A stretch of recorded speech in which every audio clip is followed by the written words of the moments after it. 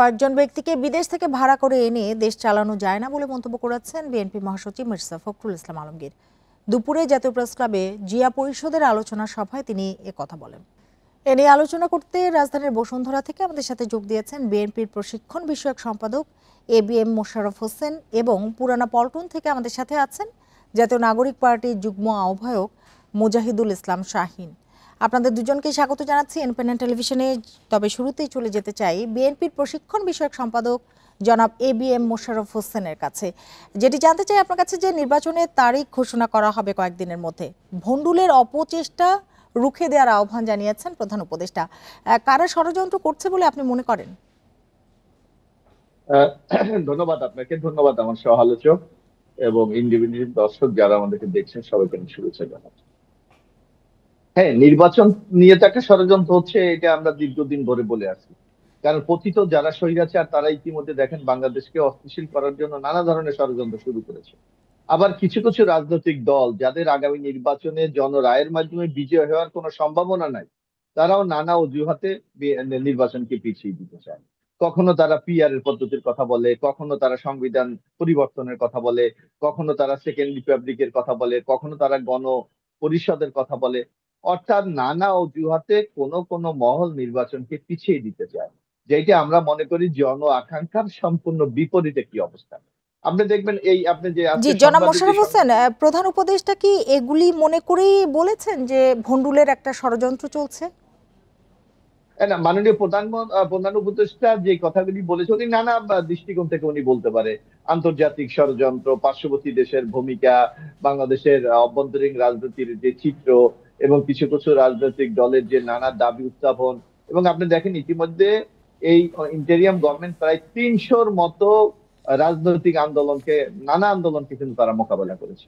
সুতরাং এই সরকার একটা অস্থিতিশীল অবস্থার মধ্যে আছে, এটা সহজে বোঝা যায়। তারপর আরেকটি জিনিস দেখবেন, আপনি একটা দেশকে স্থিতিশীল রাখতে হলে সেখানে একটা বিনিয়োগ বা কর্মসংস্থানের একটা সুযোগ সৃষ্টি করতে হবে। কিন্তু আমরা ইতিমধ্যে শুনেছি যে এই ইন্টেরিয়াম গভর্নমেন্টকে আমাদের যারা ডেভেলপমেন্ট পার্টনার আছে অথবা যারা উন্নয়ন সহযোগী আছে অথবা বন্ধু রাষ্ট্র আছে, কেউ এখানে এই অন্তর্বর্তীকালীন সরকারের অধীনে বিনিয়োগ করতে চায় না, কারণ তাদের যে জনাব মোশাররফ অর্থটা তারা হোসেন, আসবো বিনিয়োগ আপনার করবে। কাছে আবারও। এবার চলে যেতে চাই এনসিপির যুগ্ম আহ্বায়ক মুজাহিদুল ইসলাম শাহিনের কাছে। জনাব শাহিন, যেটি জানতে চাই জুলাই সনদের আগে নির্বাচনের তারিখ আপনারা কিভাবে দেখছেন? অবশ্যই আমরা এটা ভালোভাবে দেখছি না। সেটা কারণ হলো যে আমরা ইলেকশন হোক, এটা আমরা চাই, আমরা ইলেকশনের বিরোধিতা করছি না। কিন্তু যেই জুলাই বিপ্লবের মাধ্যমে দেশের মানুষজন শহীদ হয়েছেন, আহত হয়েছেন, সেই মানুষজনের প্রত্যাশা ছিল জুলাই যে একটা সনদ আসবে এই জুলাই মাসেই, এবং জুলাই একটা চার্টার হওয়ার কথা। সেই জুলাই সনদ এবং চার্টারের দিকে মনোযোগ না দিয়ে এটাকে অন্যদিকে সরিয়ে নেওয়ার জন্য হঠাৎ করে আজকে যে যে বিষয়টা নিয়ে আসা হলো, আমাদের কাছে মনে হয় এটা এই জুলাই সনদকে বা জুলাই চার্টারকে বাইপাস করার একটা প্রক্রিয়া। আমরা জাতীয় নাগরিক পার্টি অবশ্যই নির্বাচনের পক্ষে, দেশ নির্বাচনের মাধ্যমে স্থিতিশীল হোক, সেটা আমরা অবশ্যই চাই। কিন্তু এই জুলাই বিপ্লবের যে আবেগ, যে চেতনা আমাদের মাঝে আছে, এই একটা বছর হলো না, 2000-এর মতো লোক শহীদ হলেন, প্রায় 32,000-এর মতো বাংলাদেশের তরুণ ছাত্র জনতা আহত হলেন।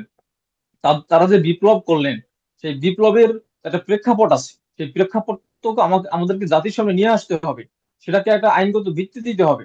তো সেইটার বিষয় থেকে, সেখান থেকে যদি সরে গিয়ে যদি বাইপাস করার চেষ্টা করা হয়, আমার ধারণা বাংলাদেশের যে আন্দোলনকামী ছাত্র জনতা আন্দোলন করেছেন, বিজয় ছিনিয়ে এনেছেন, ফেসিস্টকে বিতাড়িত করেছেন, তারা এটা কোনোভাবে মেনে নিবে না।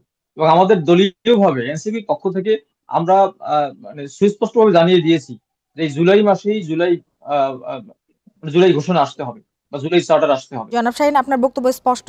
থাকুন আমাদের সাথে। আবারও যাব জনাব মোশাররফ হোসেনের কাছে। জনাব মোশাররফ হোসেন, ভাড়াটে দিয়ে রাষ্ট্র চালানো যায় না, মির্জা ফখরুল আজকে এমন একটি মন্তব্য করেছেন। কেন এমন মন্তব্য? না, আপনি দেখবেন যে ইন্টেরিয়াম গভর্নমেন্টের আজকে আমরা নানা ক্ষেত্রে ব্যর্থতা দেখছি।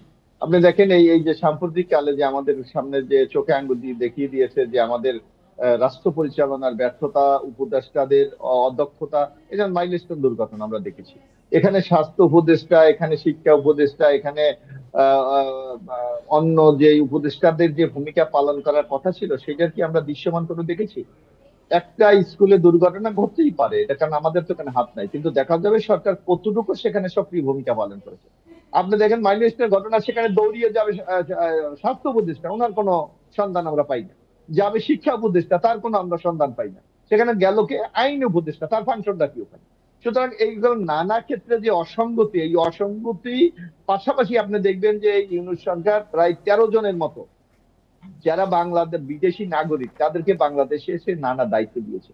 এখন এখানে মিস্টার শাহিন আছেন, আমাদের দেশের কালচার, সংস্কৃতি, মানুষের যেই মনস্তাত্ত্বিক যে একটা বোঝাপড়া, এটার সাথে তাদের কতটুকু সম্পর্ক আছে সেটা আমাদের বুঝতে হবে। আরেকটি জিনিস আপনি দেখেন, এখানে জাতীয় ঐক্যমত করা হয়েছে। ঐক্যমতের যে বক্তব্যগুলি আপনি মাঝে মাঝে দেখেন যে রাজনৈতিক দলগুলি মানুক বা না মানুক, আমরা ঐক্যমত কমিশন সিদ্ধান্ত দিয়ে দেবে। এখন আপনাকে আমি একটা কথা বলি, যদি ঐক্যমত 100 প্রস্তাব যদি উত্থাপন করে, 100 প্রস্তাব যদি আমরা মেনে নেই, তাহলে আলোচনার কি দরকার ছিল? তো আমরা অর্ডিন্যান্স দিয়ে দিলি তো।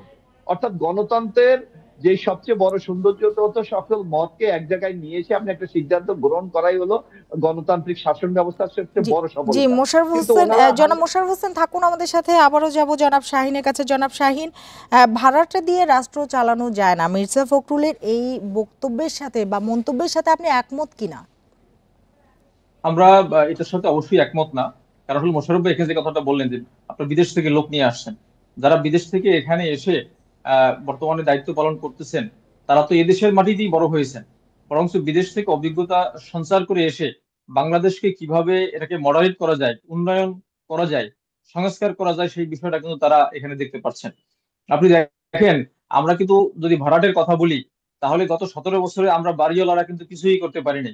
এই দেশের ছাত্র জনতা আন্দোলন করে একটা অবস্থান তৈরি করছে। এখন এখানে এসে আমরা বিভিন্ন হয় বক্তব্য দিচ্ছি, মানে কাউকে ভাড়াটে বলতেছি। এদেশে কেউই ভাড়াটে না। যারা বাংলাদেশে ছিল, বাংলাদেশ থেকে বাইরে গেছেন, আবার আসছেন, এদেরকে কি আমরা তবে মানে আমরা স্পষ্ট নাপিত জনাব ভাড়াটে মোশাররফ বলতে? হোসেন, উগ্রবাদের উত্থানে শঙ্কা জানিয়েছেন ফখরুল। কেন আসলে মির্জা ফখরুলের এমন মনে হচ্ছে? আসলে বাংলাদেশ একটা আপনার লিবারাল ডেমোক্রেটিক একটা কান্ট্রি, কিন্তু আপনি এখানে নানা জিও পলিটিক্সে আপনি দেখবেন নানা সময় বাংলাদেশকে কিন্তু নানাভাবে ট্যাকিং করা হচ্ছে। যেটা কখনো মৌলবাদী রাষ্ট্র হয়ে যাচ্ছে, এখানে দক্ষিণপন্থীদের উত্থান করছে, এখানে সংখ্যালঘুদের নির্যাতন করা হচ্ছে। এই সকল বিষয় যাতে আমাদের রাষ্ট্র যারা পরিচালনা করে, আর রাষ্ট্রের যারা স্টেক হোল্ডার আছে অর্থাৎ রাজনৈতিক দলগুলি, এদের মধ্যে একটা সচেতনতা এবং এদের মধ্যে একটা যাতে ঐক্যমত তৈরি হয়ে এই ধরনের পরিস্থিতি আমরা মোকাবেলা করি, আমার মনে হয় মির্জা ফখরুল ইসলাম আলমগীর সে কথাটি আমাদেরকে স্মরণ করিয়ে দিয়েছে। কারণ আপনি দেখবেন আমাদের পার্শ্ববর্তী দেশ ভারত থেকে প্রতিনিয়ত কিন্তু নানা ধরনের প্রচারণা চালা হচ্ছে যে বাংলাদেশে মৌলবাদীর উত্থান করছে, এখানে সংখ্যালঘুদের নির্যাতন করা হচ্ছে, এখানে মসজিদ, গির্জা, মন্দিরে হামলা করা হচ্ছে। অর্থাৎ এই যে একটি প্রোপাগান্ডা, এই প্রোপাগান্ডার বিরুদ্ধে আমাদের জাতীয়তাবাদী লিবারেল শক্তিকে কিন্তু সোচ্চার হতে হবে। এই কথাটি আমাদের নেতা জনাব মির্জা জি ফখরুল জি ইসলাম বুঝতে আলমগীর পেরেছি, স্মরণ করি। বুঝতে পেরেছি। থাকুন আমাদের সাথে। জনাব শাহিন, উগ্রবাদ নিয়ে আপনাদের কোনো শঙ্কা রয়েছে কি? দেখুন, এই বিষয়টা হলো, এই যে এই ন্যারেটিভটা যে মানে এখানে নিয়ে আসা হলো, এটা তো ভারতের কথা, এটা তো হলো হাসিনার কথা। যে এখানে ধর্মীয় উগ্রবাদের কথা বলে এতদিন হলো জঙ্গি বলে আয়নাঘর তৈরি করা হয়েছিল। এখন মির্জা ফখরুল সাহেব যদি একই রকম কথা বলেন, তাহলে তো এটা মেনে নেওয়া যায় না। যদি জঙ্গিবাদের কোনো বিষয় হয়, আইন শৃঙ্খলা বাহিনী দেখবেন।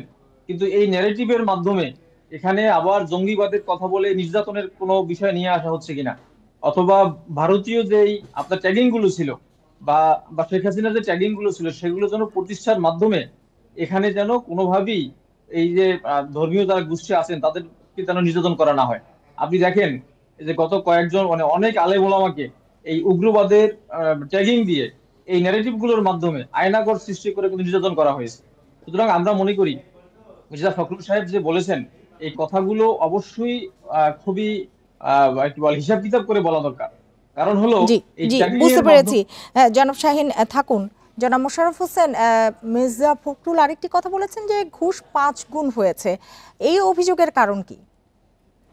না, আজকে আপনি দেখবেন যে আমরা এখন বাংলাদেশের যে প্রশাসন ব্যবস্থা রয়েছে, এখানে কিন্তু জনগণের কোনো কর্তৃত্ব এখানে নাই, বা রাজনৈতিক যে শক্তি বা যারা একটা যখন একটা পলিটিক্যাল গভর্নমেন্ট থাকে তাদের কিন্তু একটা নিয়ন্ত্রণ থাকে। কিন্তু আমরা লক্ষ্য করেছি যে এখানে এই ধরনের কোনো নিয়ন্ত্রণ নাই। প্রশাসন নিজেদের ইচ্ছা মতো একটা নিরপেক্ষ সরকার ক্ষমতায় আছে এই অজুহাত দিয়ে কিন্তু তাদের নিজেদের স্বার্থের সংশ্লিষ্ট কাজগুলি তারা করে যাচ্ছে, যেখানে জনগণের স্বার্থকে চরমভাবে ভুলণ্ঠিত করা হচ্ছে। এবং সেখানে তারা অনেক জায়গায় আমরা শুনতে পাই যে নানা ধরনের তারা সুবিধা নিচ্ছে। এই কথাটি স্মরণ করে দিয়েছে জনাব মির্জা ফখরুল ইসলাম আলমগীর। জি, জনাব মোশাররফ হোসেন থাকুন আমাদের সাথে।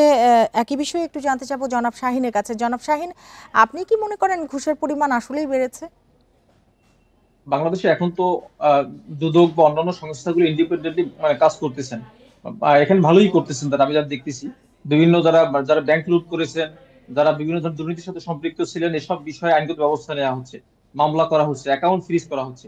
আমি মনে করি যদি এ ধরনের কোনো অভিযোগ থেকে থাকে, এখানে যদি জনাব ফখরুল সাহেব যদি কিছু কিছু বিষয় দেখে থাকেন, আমার মনে হয় এটা আইন শৃঙ্খলা বাহিনীকে অবহিত করা উচিত এবং এই সময় বিচারের সংস্কৃতি চলে আসা উচিত, যেটা আগে হয়নি, এখন হওয়ার সুযোগ রয়েছে সেখানে। জি, আপনাদের দুজনের বক্তব্য স্পষ্ট। জনাব মোশাররফ হোসেন এবং জনাব মুজাহিদুল ইসলাম শাহিন, আপনাদের দুজনকে অনেক ধন্যবাদ আমাদের সাথে যোগ দেবার জন্য, আমাদের সময় দেবার জন্য।